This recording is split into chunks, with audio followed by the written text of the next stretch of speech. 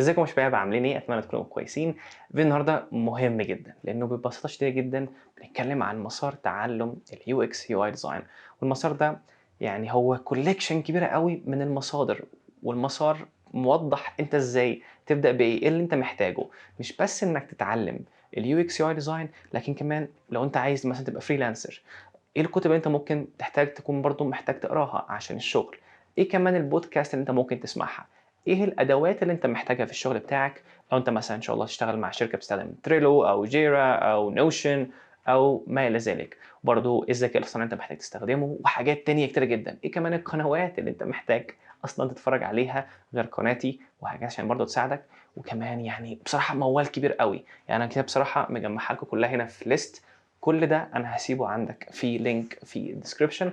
وبصراحه انا تعبت بشويه حلوين يعني عشان اعمل القائمه ديت وكمان الفيديو دوت. فرجاء تشترك في القناه لو انت لسه ما اشتركتش عشان نوصل 100,000 مشترك، او على الاقل يا عمي قول 50,000، يعني تعمل تفاوت شويه يعني. بس كده طبعا نبدا باول حاجات احنا محتاجين نتعلمها. طبعا انا هشوف الليست وهشرحها واحده واحده. اوكي، اول حاجه انت محتاج تعرف ايه هو مجال اليو اكس اصلا. مش بس اليو اي دوت جزء برضه من اليو اكس، والاثنين دول مهمين جدا. احنا مش بنسمي نفسنا يو اي يو اكس، احنا بنسمي نفسنا يو اكس يو اي ديزاينرز. طبعا في بعض الناس ممكن تسمي نفسها يو اي يو اكس ديزاينرز، لكن صراحه اليو اكس بيجي الاول، بعد كده اليو اي بيجي بعدها.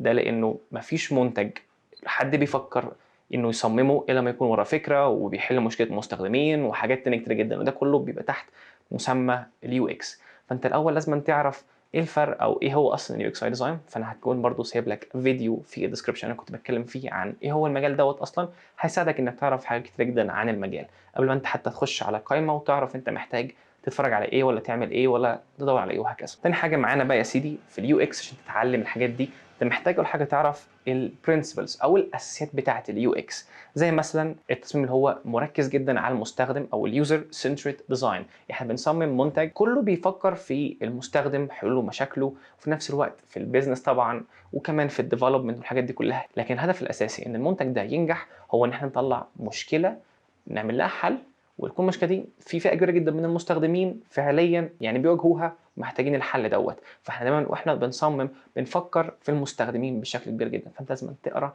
عن اليوزر سنتريد ديزاين، او على الاقل تشوف بعض الكورسات اللي فيه برضه بتتكلم عن الجزء دي. طبعا هيبقى فيه يعني في القائمه كورسات، يعني ما تقلقش مش هتروح بعيد. تاني حاجه محتاج تعرف التفكير الابداعي او ديزاين ثينكينج، انك ازاي تعرف تفكر في حلول لبعض المشاكل، مش بس انك اخش على جوجل الاقي حل، او اخش على مثلا بيهانس تغذيه بصريه او دريبل ودي مواقع للتغذيه البصريه. دول مش هيدوك حلول، دول هيدوك افكار لبعض الحاجات انت ممكن تصممها، لكن الحل نفسه لازم يكون جاي من ورا تفكير وفهم للمستخدم زي ما بقول عشان تعرف تطلع حاجه. فالديزاين ثينك او التفكير الابداعي مهم جدا انك تعرفه، هي مهاره الواحد بيكسبها مش موهبه، ما تقلقش يعني.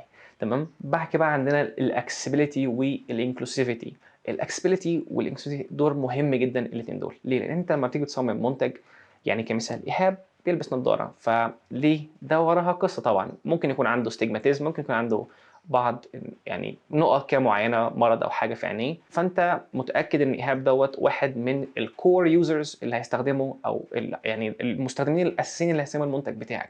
فانت لازم تفكر في انه ايهاب ممكن يبقى عنده مشاكل في النظر، عنده مشاكل في هكذا. فالاكسسبيليتي فهمك ليها طبعا ده هتلاقيه تحت في القائمه موجود كل حاجه عنها، هتلاقي تقدر ازاي تتعلمها يعني. هيساعدك انك تعرف تصمم حاجه ايهاب اللي عنده مشكله نظر او عنده مشكله مثلا في القراءه او حاجه، يساعدك انك تتفادى بعض المشاكل اللي هي ممكن تخلي ايهاب صعب عليه انه يستخدم المنتج بتاعك فيروح لمنتج منافس. فبرضه الاكسبيرتي والانكلوسيفيتي مهمين جدا وانت بتصمم اي منتج، عشان تعرف انك يعني تاخد بعين الاعتبار مين هم المصممين بتوعك، ايه المشاكل بتاعتهم او الانفايرمنت اللي هم عايشين فيها، ايه المشاكل اللي ممكن يواجهوها بيستخدموا المنتج بتاعك، طب انت ازاي ممكن تحلها بديزاين سوليوشن وهكذا.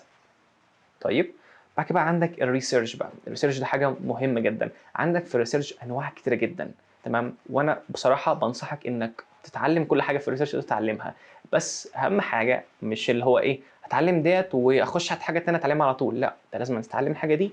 يعني مثلا نقول مثلا تتعلم الكواليتيف ريسيرش او الكوانتيتيف ريسيرش وتحاول تعمل حاجه بيها، وبعد كده تخش على الحاجه الثانيه او النوع الثاني من الريسيرش بعد ما انت تكون اتعلمت او اتقنت شويه وفهمت الهدف من اليوزر ريسيرش بالعموم، والهدف من اللي انت بتعمله امتى تستخدم 1 2 3 وهكذا.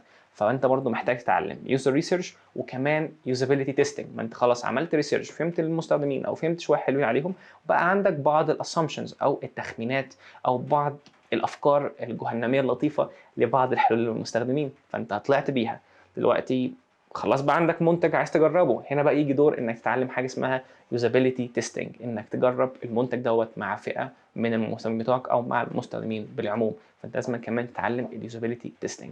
تمام. برضه حاجه تانية مهمه جدا في اليو اكس ديزاين، في ناس تقول مثلا الديفلوبرز هم بس اللي محتاجين يعرفوا قوي البروبلم سولفينج، وده مهم جدا عندهم في الباترنز اللي بيستخدموها في الديفلوبمنت والحاجات دي كلها، لكن احنا كمان كديزاينرز احنا محتاجين جدا نفهم قوي في البروبلم سولفينج زي ما كنت لسه بتكلم. مش بس ديزاين ثينكينج او اللي هو التفكير الابداعي، لكن كمان انت ازاي تفكر في فكره وكمان تكون ليها علاقه بمشكله انت عايز تدور لها على حل. فالبروبلم سولفينج والديزاين ثينكينج قول كان هم جايين قوي مع بعض، ولو انت كده عملت كومبينيشن بينهم هتبقى حاجه تحفه جدا. فانت فعلا برضو محتاج البروبلم سولفينج كسكيل، هي مهاره حلوه جدا هتفيدك بشكل كبير جدا، لان شركات كتير جدا عايزه ديزاينرز او مصممين قادرين ان هم يطلعوا بحلول لمشاكل هم مش قادرين يحلوها.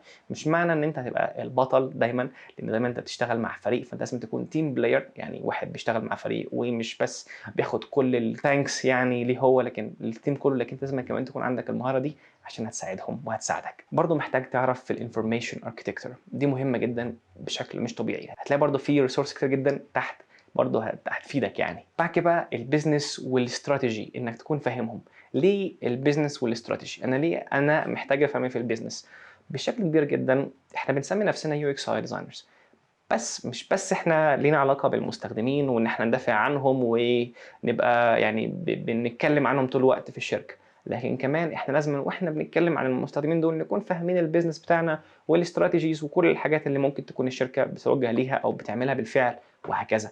فانت لازم تبقى فاهم في البيزنس عشان لما تيجي تتكلم انت الحل اللي انت بتقدمه مناسب للبيزنس من ناحيه اهدافه والمستخدمين من المشاكل اللي بيواجهوها ومن السوق اللي انت هتطلق فيه المنتج دوت والمنافسين بتوعك والحاجات دي كلها. فانت فهمك للبيزنس مهم جدا. برضه تلاقي في كتب في القائمه ديت يعني فيها كل حاجه انت محتاجها ان شاء الله. بعد كده بقى عندك حاجتين او 3 حاجات مهمين جدا، تعال نحط التابلت ده هناك عشان نتكلم عنهم. حاجه مهمه قوي هي الامباثي. يعني ايه؟ يعني خليك لطيف، خليك بتشعر بالناس. يعني ايه بقى في الشغل بتاعنا؟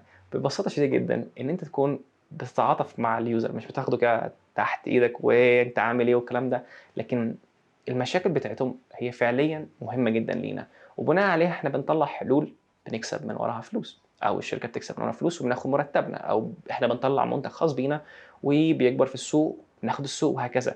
فانت لازم يبقى عندك فهم لمعنى كلمه empathy او تعاطف. يعني ازاي اقدر اعمل الحاجه دي في شغلي؟ ازاي انا افكر في المستخدم طول الوقت؟ فانت لازم فعليا تقرا وتحاول تجرب انك تامفسايز او انك تتعاطف مع المصممين في بعض المشاكل بتاعتهم عشان تقدر تطلع بحلول مناسبه جدا ليهم، وكمان تعرف تتاكد ان المشكله ديت مهمه جدا للمستخدمين، مش تحل اي مشكله وخلاص. لان طبعا دي حاجه مهمه جدا في بعض الشركات بتقع فيها، انها بتحل مشاكل مش مشاكل كبيره، مش مشاكل هتخلي المستخدم ينقل من استخدام منصه الف لاستخدام منصه ب، او اشتراك ب لاشتراك د مثلا ولا حاجه. فلازم نبقى احنا عارفين ومتاكدين ان احنا فاهمين المستخدمين، عاملين بيرسونا كويسه او بنحل مشاكلهم وهي فعليا مفيده ليهم. تمام. تاني حاجه معانا واللي هي الكوميونيكيشن والكولابوريشن. ليه بتكلم الحاجه دي وليه مخليها جنب اليو اكس قوي؟ لانه بشكل كبير جدا اليو اكس ديزاينر بيشارك الانسايتس او كل المعلومات بتاعته مع فريق كبير قوي. احيانا بيكون عندك برودكت ديزاينرز وعندك برضو ناس في اليو اي ديزاين وعندك برضو ديفلوبرز وعندك ستيك هولدرز وعندك موال، كل دي القاب ويعني ناس بتشتغل معاك في الشركه. فانت لازم تبقى قادر تبقى واحد قادر انه يوصف ويشارك المعلومات اللي لقاها من البحث بتاعه عن المستخدمين وفهمه للبيزنس، قادر ان هو يشاركها بطريقه كويسه، قادر يقبل النقد الايجابي واللي مش الايجابي، مفيش مشكله. يعني لو واحد ضربنا سكينه كده في كلمتين بس عادي، يعني احنا بنعمل اللي علينا وبنسيب بقى على ربنا. بس في العموم يعني لازم تكون انت فاهم ازاي تشارك المعلومات دي مع الفريق وتكون تيم بلاير، واحد قادر انه يشارك الناس معاه ويخليهم هم كمان يتعاونوا معاه. مش بس انا هاخد الشو كله ليا، احنا شغلنا مش كده، احنا شغلنا كله هو تعاون، لان احنا بنطلع منتج. يعني احنا بصراحه لو شخص واحد بس يعمل كل حاجه مش هيعرف يعملها بشكل مثالي. فعشان كده الشركات بيكون بتوظّف ناس متخصصة في التخصصات بتاعتها عشان كل واحد يقدر يعمل الحاجة بتاعته بأتمم وجه وبشكل مثالي. دي من ناحية الcommunication والcollaboration. مهمين جدًا إنك تعرف إزاي تتواصل مع الناس وإزاي تتعاون معاهم، لإن ده مهم جدًا، سواء أنت مثلًا بتعمل research وبتتعامل مع مستخدمين أو حتى بتتكلم مع الفريق عندك أو مع الhigher ups اللي هم الإدارة بتوعك وهكذا. الskills ديّة مهمة جدًا، رجاءً ما تنساهاش إنك إزاي تعرف تعمل ده. طب أنا إيه اللي ناقصني؟ طب أنا ما باتكلمش كتير، طب أنا إزاي أقدر أعدّل ده؟ طب أنا مش واثق أوي في نفسي والحاجات دي كلها، لإن برضه مهمة جدًا. وده كله أصلًا بيندرج تحت الsoft skills. يعني لو أنت عشان تاخدها بصورة كبيرة، اتعلم مهارة الsoft skills. أوكي؟ إحنا كده خلّصنا حاجات من الUX اللي هتساعدك بشكل كبير جدًا إنك تعرف تبدأ. طبعًا في حاجات تانية كتيرة جدًا غير دوّة، إنك مثلًا تعمل wireframing وتsketch الحاجة اللي أنت بتعملها. كل ده طبعًا ده هتلاقيه في الكورسات اللي أنا سايبها في القائمة، بس أنا باتكلم عن حاجات اللي هي فعليًا أنت محتاج كمان تركّز عليها، غير الحاجات اللي هتبقى ظاهرة جدًا قدّامك في أغلب الكورسات، لإن الحاجات دي ممكن ما تبقاش ظاهرة في كل الوقت، فعشان كده قُلت باشاركها في الفيديوهات اللي أنا باعملها. بعد كده بقى في الUI، فده دوره حلو جدًا. يعني ليه بنسمي نفسنا UX designers؟ لإن إحنا ممكن في بعض الأوقات الشركات بتوظّف شخص واحد بيقوم بالاتنين، وأحيانًا UI designer بيتم توظيفه كUI designer بس. في شركات بتوظّف واحد يقوم بالاتنين، وفي شركات بتوظّف 2 كل واحد يقوم بالدور بتاعه. فأنت مثلًا لو عايز تتعلم الUX بس، أنت بالفعل عندك كل المصادر. لو عايز تتعلم الاتنين، برضه هو المصادر هتلاقيها موجودة، وكمان حاجات أنت محتاج تتعلمها. كمثال مثلًا في الUI أنت برضه محتاج تتعلم الUI principles. الأساسيات هنا مختلفة طبعًا عن الأساسيات بتاعة الUX. يعني كمثال أنت محتاج تعرف أوي عن الcolors الألوان، والtypography اللي هو النصوص، والlayout والgrid systems. الlayout واللي هو يعني الstructure أو الشكل المنهجي بتاع الصفحة اللي أنت بتصممها، صفحة الهبوط أو الموقع يعني، أو تطبيق الموبايل، وأنهي الأفضل وأنهي اللي يتناسب مع المنصة اللي أنت بتصمم لها، كان سواء مثلًا منصة أبل زي مثلًا الiOS أو مثلًا منصة الجوجل أندرويد يعني وهكذا. كلها ليها design systems. ودي نقطة تانية برضه مهمة إنك تتعلمها، اللي هو قواعد التصميم الخاصة بتاعة المنصات نفسها، لأنه أغلب الوقت أنت هتصمم تطبيق آيفون أو iPad أو هكذا، فأنت محتاج تعرف قواعد التصميم الخاصة بأبل. أو أنت هتصمم أندرويد، ما أنت ممكن تستخدم نفس الحاجة، أو أنت ممكن تستخدم قواعد التصميم الخاصة بجوجل واللي هي الMaterial 3 أو الMaterial U حسب يعني أنت هتصممه. وكمان في المواقع أنت ممكن تستخدم Tailwind UI، وفي حاجات تانية كتيرة جدًا بصراحة. فيعني ده دور مهم جدًا إنك لازم تبقى عارف الأساسيات عشان ده هيساعدك إنك تعرف تصمم أي حاجة قدامك وتاكلها أكل. بعد الUI principles أنت عندك الUI patterns. يعني إيه patterns؟ يعني يا سيدي أغلب الوقت كده إحنا كناس ماشي، بنستخدم تطبيقات ومنتجات كتيرة جدًا، وبتلاقي إن في حاجات مشابهة جدًا من واحد للتاني. زي كمثال طريقة تسجيل الدخول، إيميل، رقم سري، بالجيميل بتاعي، بالمايكروسوفت وهكذا. في حاجات مشابهة جدًا في أغلب التطبيقات وأغلب المنتجات.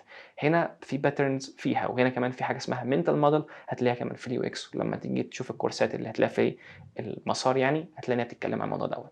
فأنت محتاج تعرف أوي عن الUI patterns. زي كمثال مثلًا الbest practices، إنه مثلًا الlogin button يكون لونه إيه، زرار الlogin مثلًا، أو الأيقونات، الحاجات دي كلها. الaccessibility مثلًا من ناحية الألوان، يعني حاجات كتيرة جدًا. فالUI patterns هي مش بتتكلم عن حاجة معينة، لكن بتتكلم عن الbest practices، الحاجة اللي هي فعليًا الناس بتستخدمها، الناس بشكل كبير أوي يعني شايفينها دي أكتر حاجة يعني بتجيب معاهم. يعني الناس بتستخدمها، وفي نفس الوقت أو الUX designers الleaders بقى في العالم دوّة شايفين إن هي فعليًا الUX UI designers الleaders بقى في العالم دوّة، اللي هو شايفين الحاجات دي فعليًا جايبة مع المستخدمين، بتخلّيهم يقوموا بالactions اللي إحنا كbusiness محتاجينها. فالpatterns دي حلوة جدًا لإنها مش هتخلّي في confusing خالص أي حاجة، تمام، والحاجات دي كلّها. فتعالَ بقى نشوف بقى إيه تاني غير الpattern. بعد الUI patterns أنت عندك بقى محتاج في الUI تتعلم كمان الprototyping. يعني كمثال مثلًا prototyping اللي هو مثلًا تعمل animation والحاجات دي كلّها، علشان لمّا أنت دلوقتي كUX برضه أنت محتاج تتعلم نفس المهارة على فكرة، وهتلاقيها في الكورسات برضه، تمام. المهارة بتاعة الprototyping ديّة هتساعدك بشكل كبير أوي إن أنت تعمل تصميم فيه animation وبيتحرك تقدر تستخدمه وغيرك يقدر يستخدمه. وفي نفس الوقت أنت كUX UI designer ممكن تطلّع الdesign بتاعك بالprototype دوّة، إنك تجرّبه مع مستخدمين، أو إنك تورّيه لعميل ويشوف إزاي بيتم استخدام المنتج بتاعه وهكذا. فبرضه دي مهارة أساسية مهمة جدًا وهي البروتوتايبنج. بعد كده محتاج زي ما كنت باقول إنك تتعلم الdesign system، وهتلاقي إن أنا باتكلم عن الdesign systems وكل حاجة في المسار دوّة ورابط لتعلمها وكل حاجة فيها، تمام؟ فأنت محتاج تتعلم مثلًا زي الhuman interface design guidelines من Apple، عندك برضه الmaterial design، tailwind UI والحاجات دي كلها. بعد كده برضه محتاج تتعلم الresponsive design. يعني إيه responsive design؟ يعني كمثال مثلًا إيهاب هنا أهو معاه ايفون وفي نفس الوقت معاه مثلا تابلت، فإيهاب ممكن يستخدم المنتج بتاعي على موبايله وممكن يستخدمه على التابلت وممكن يستخدمه على الكمبيوتر بتاعه. فأنا التصميم بتاعي بما إن هو موقع مثلا لازم يكون responsive، يعني لازم يكون يعني إيه متجاوب. لو إيهاب فتح الموقع بتاعي على الكمبيوتر بتاعه كله هيكون تمام، لو فتح على الموبايل تمام وعنده تجربة مستخدم كويسة جدا، وعلى التابلت كمان تمام وكل حاجة. فهنا الريسبونسيف ديزاين دوره مهم جدا، علشان هتلاقي عملاء كتير جدا عايزك تكون عارفه، لانه هم عايز يطلعوا المنتج بتاعهم لاجهزه كتير جدا، ايفونز واندرويدز وايبادز وماك والدنيا دي كلها يعني. فمهاره الريسبونسيف ديزاين مهمه جدا. بعد كده بقى عندك بقى حاجات ادوات بقى محتاج تعرفها في اليو اكس واليو اي. دي ادوات فعلا انا بنصحك بيها، مش كلها هتحتاجها النهارده، مش كلها هتحتاجها بعد شهر ولا حاجه، لكن هتحتاجها في مسيرتك 100% هتحتاجها فعليا، لانه مش كل الشركات بتمشي او بتستخدم نفس الاداه او نفس مثلا اقول كده الرولز اللي الكل ممكن يكون متوقعها. ففي ادوات مثلا زي احنا محتاجينها واداه اساسيه جدا حاليا هي فيجما. هتلاقي ان انا عندي على القناه كورس من الصفر للاحتراف لفيجما، هيساعدك جامد جدا، ودي اصلا الاداه اللي حاليا الكل بيستخدمها، لانه انت مش محتاج جهاز قوي جدا عشان فيجما. طب ايه هو فيجما ده؟ فيجما انت بتصمم عليه تطبيقات الموبايل والمواقع وكل حاجه، فدي الاداه بتاعتك او الاداه اللي هي بتجيب لك الفلوس بصراحه، اتكلم بصراحه يا عطاوله، تمام؟ فانت محتاج تتعلم فيجما، هتلاقي عندي كورس جامد جدا مش هتلاقي بصراحه زيه على اليوتيوب، تمام؟ وانا مش بشكر في نفسي، تمام؟ دي اداه. تاني اداه بقى ودي للناس اللي عندها الماك.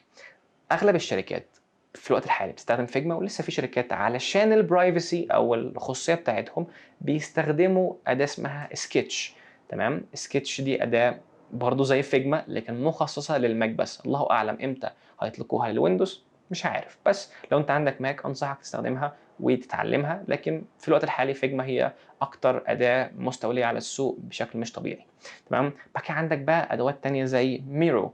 ميرو دوت انت ممكن تستخدمها عشان تعمل افكارك وكده. عارف انت سلسله محقق كونان والحاجات دي بتلاقي ان هم عندهم كده ستيكي نوتس، يعني ورقه كده بتلزقها في الحيطه بيبقى عليها افكار وهكذا. ميرو هي اداه بتخلي الناس انها تكولابوريت مع بعض وتتعاون مع بعض، وكل واحد يكتب الافكار بتاعته، وكمان ممكن تحط الريسيرش بتاعك هناك على شويه دوكيومنتس وحاجات تانية كتيره جدا. فدي اداه بصراحه حلوه جدا. عندك بقى ادوات تانية بس دي بقى للتاسكات، واللي هو لو انت بتشتغل مع شركه وبيدوك تاسك وهكذا. في ادوات زي مثلا عندك جيرا، دي اداه مهمه جدا كله في الليستايه ما تقلقش، انا بس بقول لك الكلام عشان تبقى عارف احنا بنتكلم على ايه. عندك زي ما بقول جيرا وتريلو ونوشن واسانا، الاربعه دول مهمين جدا. تريلو ونوشن وجيرا واسانا. يعني انا في اغلب الوقت حاليا بستخدم اسانا، واحيانا بستخدم نوشن، واحيانا بستخدم تريلو، واحيانا بستخدم جيرا. يعني مش مره واحده بستخدم حاجه واحده بس، في شركات بتستخدم واحد من الاربعه دول دايما، ما فيش واحد هتلاقيه بيستخدم حاجه ثانيه يعتبر. نادرا يعني ممكن نستخدم سلاك، لكن السلاك ده للكوميونيكيشن احنا جايين لها يعني، تمام؟ نيجي بقى للكوميونيكيشن او للتواصل، هتلاقي انت محتاج كمان تتعلم او تعرف تستخدم سلاك، تمام؟ وتليجرام انت اكيد عارف ازاي تستخدمه. وعندك الديسكورد. طب احنا ليه محتاجين نستخدم الديسكورد؟ لانه دي نقطه مهمه متقدمه شويه، انت محتاج تتعلم تستخدم الذكاء الاصطناعي، واغلب الوقت بعض الذكاء الاصطناعي هو موجود بالفعل جوه الديسكورد، مش موجود مثلا على التليجرام. طبعا في المستقبل شويه نلاقي ان في بعض الادوات نقلت للتليجرام، لكن او مثلا اونلاين عندها الموقع الخاص بيها، لكن في الوقت الحالي لازم نتعلم ازاي نستخدم ديسكورد، صح؟ فمحتاج تتعلم ديسكورد. برضه في ادوات تانية محتاج تتعلمها غير دول كمان، واللي هو انت محتاج تتعلم كذكاء اصطناعي شات جي بي تي وميد جورني. ليه الاثنين دول بالتحديد؟ شات جي بي تي بصراحه عشان هيساعدك في كتابه المحتوى، يديك افكار، وفي نفس الوقت هيبقى الايد اليمين بتاعتك في الريسيرش، في التمبلتس، في الكونتنت، في افكار كتير جدا عايز تعمل ديزاين لحاجه وغيره وهكذا بصراحه يعني. فده مهم جدا. الميد جورني عشان انت عايز تجيب صور معينه وهكذا، يعني هديك يعني قصه كده صغنطوطه حلوه. في شركه عندي كنا احنا بنصمم منصه للتوظيف في امريكا اللاتينيه وفي امريكا، فاحنا عايزين نجيب صور بتتناسب مع المبرمجين اللي هم بيستخدموا المنصة بتاعتنا عشان يلاقوا وظايف، والمبرمجين دول مش مدينا تصريح إن إحنا نستخدم الصور بتاعتهم، فمش لاقيين على المواقع المجانية صور لشباب من أمريكا اللاتينية مبرمجين أو ديزاينرز وهكذا، مش لاقيين حاجة تتناسب خالص. فالحاجة اللي خلتنا نقدر نلاقي كانت هو ميدجورني. الأداة دي بجد فظيعة جدا، قدرنا بيها نصمم صور وشخصيات مش موجودة في العالم أصلا، لكن بتمثل المبرمجين، الديزاينرز، البرودكت مانجرز، وكل الفئات المستخدمين اللي هم بيستخدموا المنتج بتاعنا عشان يلاقوا وظائف. فبجد أداة مهمة جدا إنها هتساعدك بشكل كبير قوي. مش طول الوقت هنلاقي الصور على شتر ستوك ولا مثلا بيكسلز ولا انسبلاش وما إلى ذلك.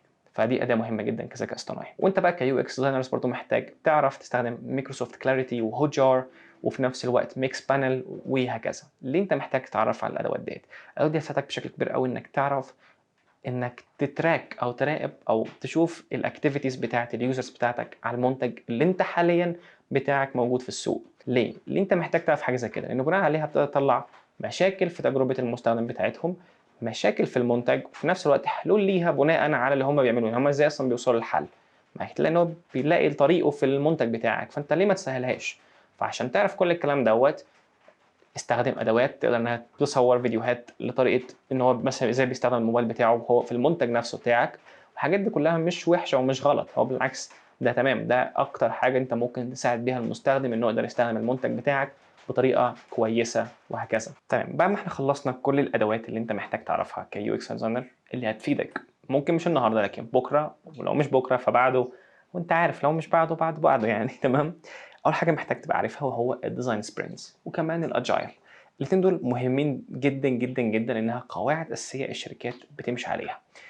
الاجايل والديزاين سبرنتس برضه هتلاقي في كتب انا برضه يعني برشحها انك تقراها وتشوف ملخصاتها كمان علشان تفهمها، لان الشركات هي بتمشي بسبرنتس. يعني ايه سبرنتس بقى؟ يعني يا سيدي مثلا كل اسبوع بيشتغل حاجه معينه، فانت لازم تبقى عارف ازاي تشتغل الحاجات دي. برضه في ميثودز وفي حاجات كتيره جدا جدا جوه اللي هم بيعملوه، بس طبعا مش كل الشركات بتعملها كلها. بس علمك بالديزاين سبرنتس وبالاجايل هتساعدك بشكل كبير قوي انك تواكب اي شركه هتخشها وتشتغل فيها بسرعه، مش اللي هو يعني تاخد وقت كبير والشركه تشوف لا يعني ده ما يجيش منه عشان واخد وقت كبير جدا وهكذا. بعدين دول لازم تعرف يعني ازاي تعيد استخدام الديزاينز اللي انت بتصممها زي الكومبوننتس وهكذا، لانه انت ما بتصمم حاجه المبرمج بيكودها، فمش كل شويه الشركه نفسها بتبقى عايزه ان المبرمج دوت ينفست تايم او يستثمر وقته في حاجات تانية انت ممكن تقدر تحلها عن طريق اعاده استخدام نفس التصميم لكن مع تعديلات بسيطه. ده هيوفر وقت كبير جدا منك انت، من المبرمج، وفلوس للشركه، وكمان المبرمج يقدر يشتغل حاجه تانية وهكذا. فانك تعيد استخدام الحاجه اللي انت بتصممها وانها تكون بتقدر انها يعني تكفر او انها تغطي اغلب السيناريوهات، او انه ممكن تستخدم في حاجات تانية افكار تانية، حلوه جدا ومهاره كويسه جدا. بعد كده مهاره تانية مهمه جدا واللي هو انك تصمم ديزاين سيستم دوت. ديزاين سيستم وكومبوننت لايبرري حلوين جدا، قادر ان هم يواجهوا اي تحديات واي حاجه. الديزاين سيستم بتاعك قادر ان هو يعني يكفر الحاجات دي. ليه احنا بنقول كده؟ لانه اغلب الاوقات احنا ممكن نشتغل في شركه فول تايم، الشركه دي يا اما بيكون ايجنسي او بيكون عندها المنتج بتاعها. لو عندها المنتج بتاعها فده بيعني انت هتشتغل على المدى الطويل على المنتج ده. فانت علشان لو انت او معاك تيم من يو اكس يو اي ديزاينرز او هيجوا جداد عندك، فانت الديزاين سيستم بتاعك ده اشبه بانه دوكيومنتيشن، واشبه ان هو كتاب لابد منه. هو مش كتاب يعتبر بشكل كبير قوي يعني، انه هيبقى احيانا يبقى في مثلا في سورس فايل لفيجما، في دوكيومنتيشن على النوشن، وفي مثلا اسيتس معينه، في حاجات معينه. فلازم الديزاين سيستم بتاعك تكون عامله ويكون في نفس الوقت يعني بانه يغطي كل الافكار اللي هي مثلا لو انت عايز تعمل يعني تعمل منتج جديد بس بنفس التصميم وبنفس اللوك اند فيل، فالديزاين سيستم لازم يكون قادر ان هو يوفر حلول للموضوع دوت. لو انت مثلا عايز تعيد استخدام كومبوننت لحاجه تانية، الديزاين سيستم بتاعك لازم يكون قادر يعمل الحاجه دي. ولو عندك ديزاينرز جدد فلازم الديزاين سيستم كمان بتاعك قادر ان هو يشرح لهم انتوا فين، عملتوا ايه، تقدروا تعملوا ايه، ويقدروا هم كمان يشتغلوا ازاي وهكذا. يعني بصراحه دي كانت حاجه مهمه جدا بالنسبه لي لما اشتغلت في واحده من اكبر الشركات عندنا في امريكا اللاتينيه وهي الي كورب.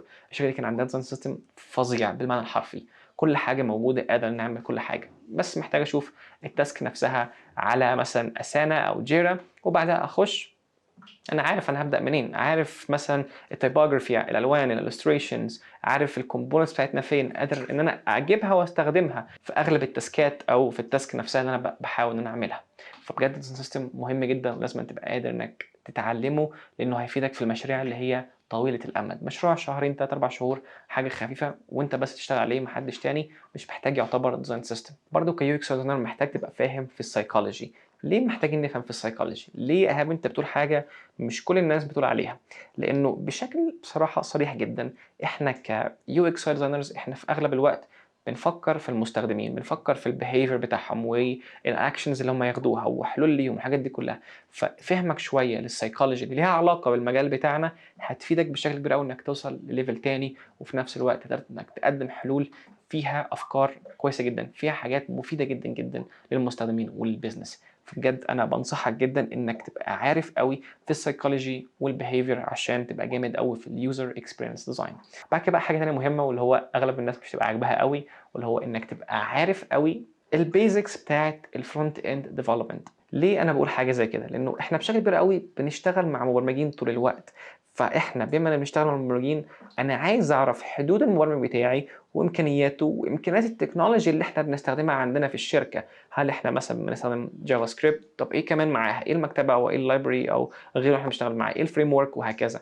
طب الحاجات دي هل ليها مثلًا components وicons وdesign system والحاجات دي كلها على Figma؟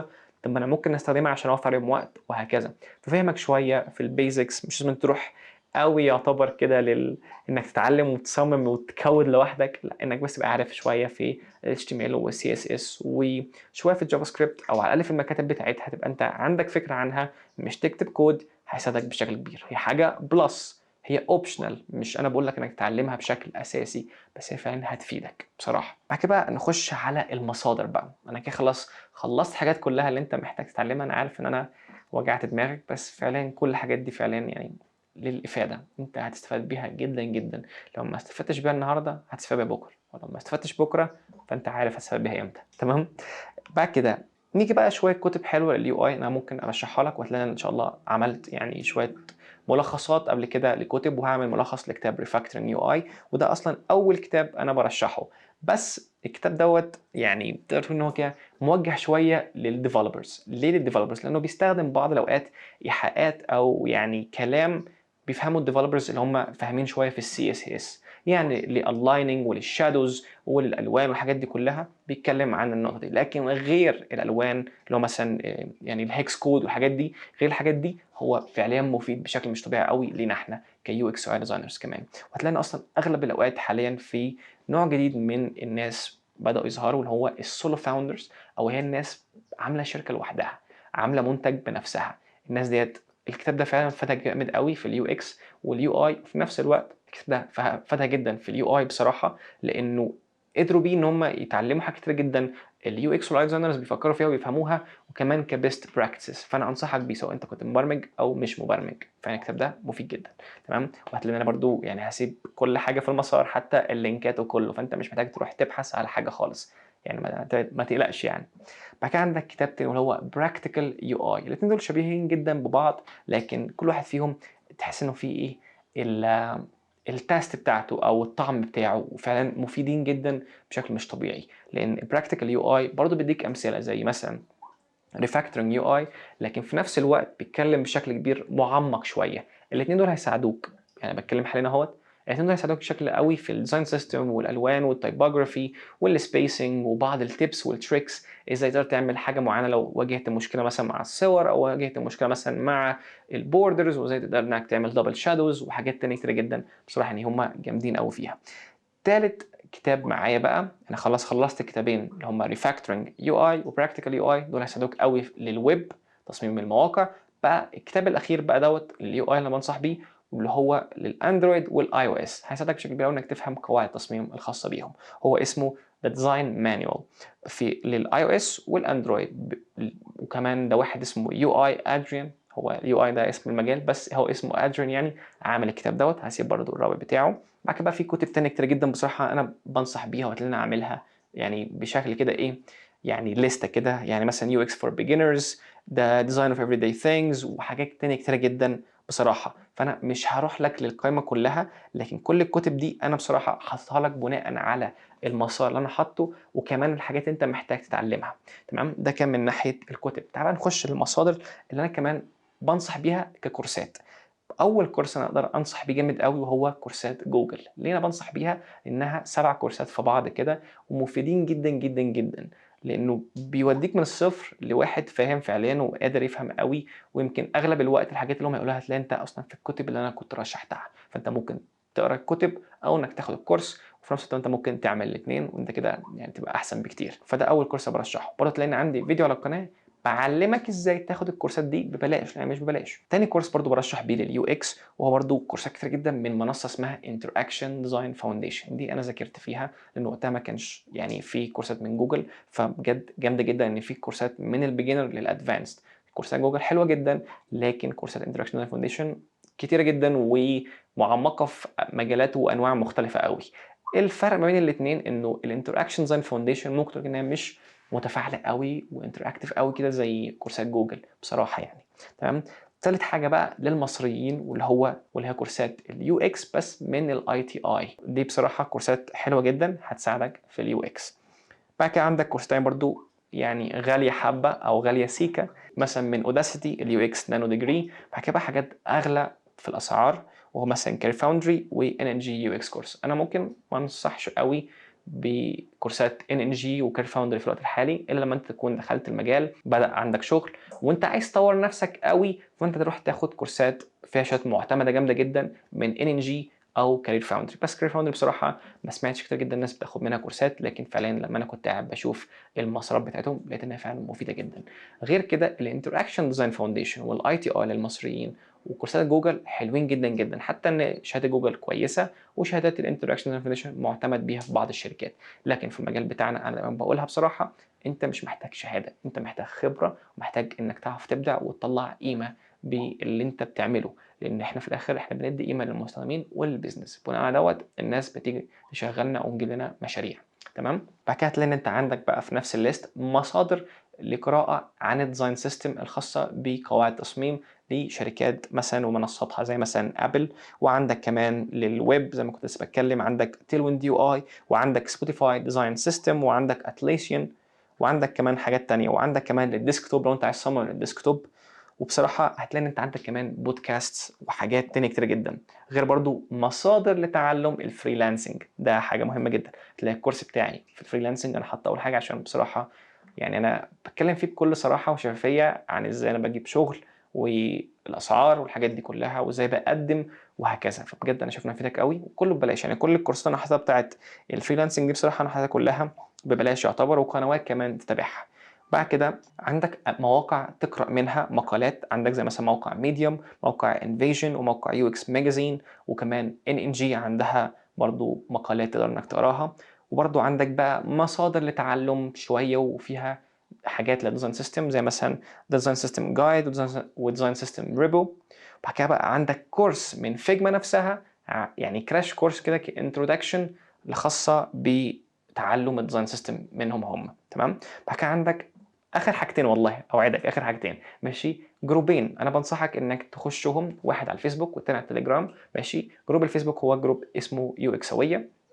الجروب دوّة بصراحة حلو جدًا، أنا دايمًا باتفاعل عليه والناس هناك جدًا يعني عندها خبرة أكتر منّي ومحترفة جدًا في الجروب دوّة، هتفيدك بشكل كبير. تاني جروب بقى على التليجرام اللي هو الجروب بتاعنا اللي هتلاقي دايمًا أنا بانشر فيه، وفي نفس الوقت تلاقي إن الناس بتتفاعل مع بعض، وفي حاجات كتيرة جدًا مفيدة بيحبوا إن هم يشاركوها مع بعضيهم، ولو عندك أسئلة أو غيره بتلاقي الناس بتتفاعل معاك بشكل سريع وبصراحة بشكل كويس. برضه هتلاقي إن في قنوات كتيرة جدًا أنا بانصحك إنك تتابعها، قنوات مش عربية، فده برضه أكيد أنت خلاص خدت الصورة الكاملة إن أنت فعليًا محتاج تبقى فاهم شوية في اللغة الإنجليزية، لإن اللغة الإنجليزية هتساعدك بشكل كبير أوي لتعلُّم المجال دوّة، وكمان تعلُّم من مصادر مش مجانية أو مجانية، لكن الquality بتاعتها قوية جدًا بصراحة.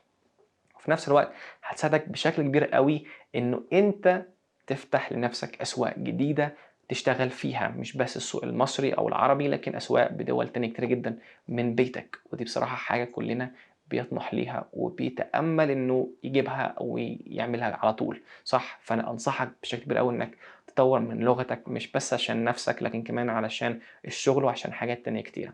فلو الفيديو عجبك أنا عارف إن هو ممل، أنا عارف ده، أنا بعتذر، بس هو لازم يكون كده علشان يعني أكون موضح لك كل حاجة الصورة الكاملة. ماشي، فلو الفيديو عجبك أتمنى بجد إنك تشترك في القناة عشان نوصل قبل نهاية السنة ديت 50,000 مشترك على الأقل يعني. وبس أشوفك إن شاء الله في الفيديو الجاي، مع السلامة، باي.